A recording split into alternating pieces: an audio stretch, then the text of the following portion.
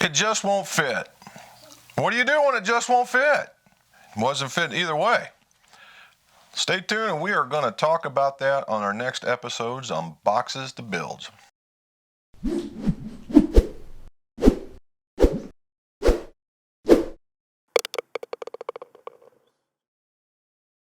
Welcome back to mcgolfshop. Jim McCleary, most awarded certified club maker, club fitter, where we talk about club repairs, club reviews, and club fittings. And today is, why doesn't it fit? Mr. U from New Jersey has sent us a set of Mizuno MP69s. And they look like that. All right, nice blade. This is the 9-iron. It's your traditional blade, and if you look really close, just a slight indentation there, and that might be to spread out a little bit of weight. It very thin sole. Leading edge is a little, it's straight out, and then it's rolled over. Zero offset. All right, zero offset.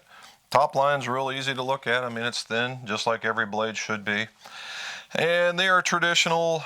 They're traditional in their lofts, and this is a U set, and I hoped you'd be able to see some of that coloring in there. All right, see some of that coloring in there? All right, that's completely rust. All right, that's completely rusted. Mr. U may have gotten a tad out of his depth in putting some stuff together and send them to me to help put them together for him. So that's what we're going to do.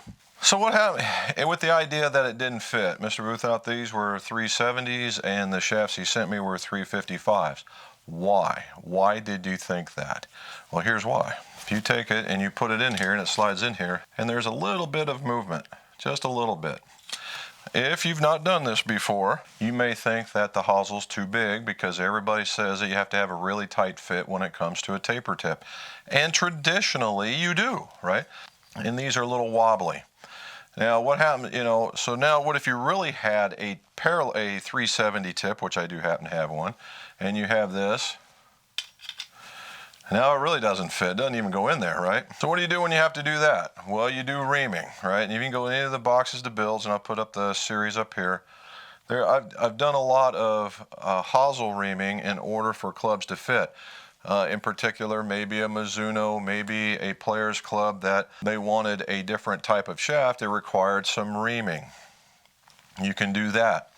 Now let's say it's just kind of tight, right? It's just kind of tight, it's not quite what you want. And it's and it's set up this way. Well, it could be very well that it's just dirty.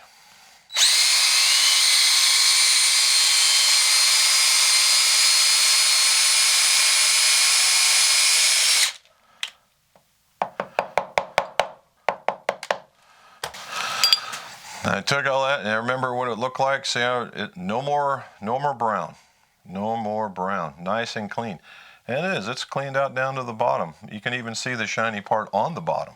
And we're going to have to do that to all of them. And that's stereotypical of forged clubs because the inside is not protected like the outside is. So you got to make sure it's clean.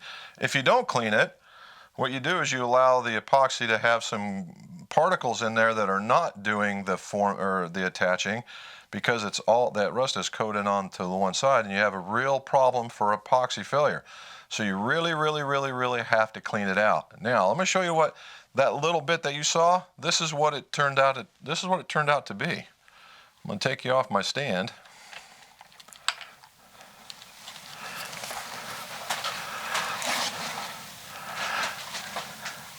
And you see that?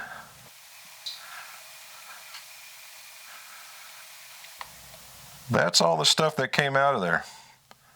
Yeah, that's a lot, right? Now imagine that on your hosel trying to glue it. That's the reason why you clean it. So that's one easy. Cleaning them out, that's one way of getting it to work. Reaming it is another way of doing it. Now there are tapered reamers out there, in which case if this had a lot of crap in it, that you could just ream it out into a tapered format. But it's still going to have some movement, right? Now, let's say that this guy is it's still really wobbly. What can you do then? You can use brass shims. Now, I get these from the Golf Works, and a brass shim looks like that. This one's a little shorter than the rest of them because this is a taper tip to parallel tip club. See how it's got the bottom on it? And what that does is it goes, once this is all prepped and ready to go, you put some glue on that, you put some glue on this, on the outside, and then you push it in there like that. And you see how it starts forming next to it? And I could almost get that all the way in there. Now, you could do that if it's really, really wobbly to take up some space. If this happens to be 370, sorry, if this happens to be 355 and this happens to be 370, this is perfect. If you happen to have just a whole bunch of space between the 355 and 355, you could still use it. That's a lot of space, but hey, it still is there. Now what you could do is snip some of the edges off and just have a couple of brass shims and shove them in quadrants from one another so that it's equidistant when it gets in there. It's a bit of a pain in the butt, but it can be done. Or you can chop off the ones you don't want and then just put it back on there. That's been done before. The other part is the, which I just had yesterday, when the shafts, let's say you have your parallel shaft, this guy, and you have a parallel head and it doesn't want to fit. Here's the pitching wedge, and it goes in there and it just wants to go in, but just not quite. What do you do now? You can either make this opening bigger or you make this a little smaller. Sometimes all it takes is, you got to rough this up for the epoxy. Sometimes all it takes is taking off the outer skin or the chrome of the shaft and voila, it fits. Graphite is a little different, right? There's not a whole lot of outer skin, it's just paint. You might have to take a little bit more off, and you got to watch that depending on how much meat is on the tip, and then in order to get it to fit. Now again, there are other reamers for parallel tips that you can use in different sizes, right? So when we see shaft sizes, you've been hearing me 355, 370, right?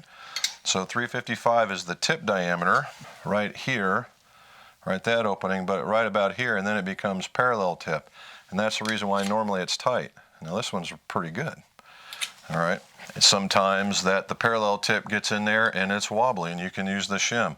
Sometimes it doesn't want to fit and you can either take it off of here, or if you have the reamer of the right size, which they sell them, you can get a .374, .375, and just basically clean out the holes and allow it to accept it. Or you can shape it. Take your pick. But keep in your mind at all times that the shaft tip is what's going to fail. The club head's not going to fail. So you don't want to remove too much material if you don't have to. And then it's about gluing it together. Now, here's another part for the Mizuno trick. All right, this has, if you look in there, it has a shoulder, not like the kind that would take a shouldered ferrule, right? The one that has it goes in right here, makes it smaller.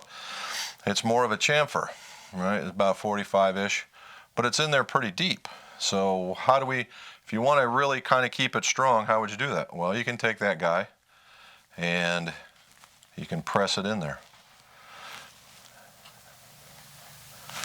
And that's pretty clean, right? And once it's in there tight, and that will take up a lot of the slack at the top to hold the shaft in place. Now, when the shaft, but it's all different when you put the shaft in, it tends to expand, so you're going to have to push really hard in order to get that in there. Sometimes it works, sometimes it doesn't. So there's a whole bunch of things that you can do. So, so you can run into lots of different things. There's really no given in golf, no given in golf club making.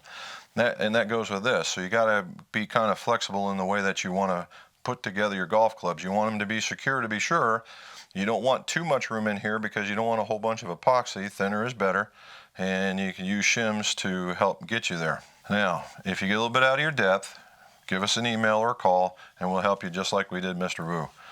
Hey, I tell you what, tell me in the show notes what you guys ran into on your golf club making experiences. What are some of the fits that didn't work for you? And we can talk about it in the show notes. And as always, let's see your scores go low.